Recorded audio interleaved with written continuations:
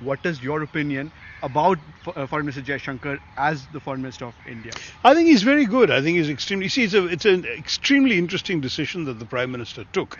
That this is a ministry that requires a specialist, and that too not just a specialist who happens to be a politician, but a specialist who has come recently from that service, who spent a lifetime in that service, knows everything inside out, as somebody who's a practitioner who's working in that.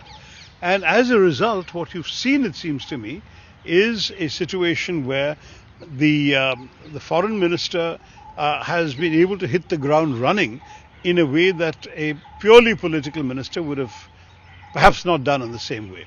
And certainly, in my estimation, the decision to appoint a bureaucrat in a political role raised a lot of eyebrows, but it seems to be a hallmark of Mr. Modi's style. There are many others in the government who are ex-bureaucrats. Hardeep Puri, for example. Okay, he's not a minister in a ministry that he worked in before. He's also a foreign ministry guy, and he's working in urban development. Or you've got someone like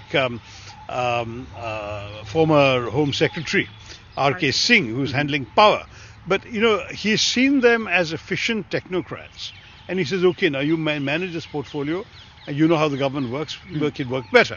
I think there's a certain logic to that, that perhaps other governments could learn by. And maybe this reflects my own bias, that I'm somebody who has always preferred the presidential system to the prime ministerial one, in the sense that in the presidential system, if you take the American example, you are able to appoint the most talented people to the portfolios of your cabinet without worrying about their electability. You worry about their ability, not their electability.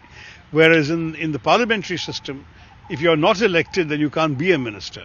Whereas if you're elected, the skills to get you elected may not be the skills that you need to be a good minister. Okay. So what Mr. Modi does is he absolves people like my friend Jaishankar of the need to go off and get elected.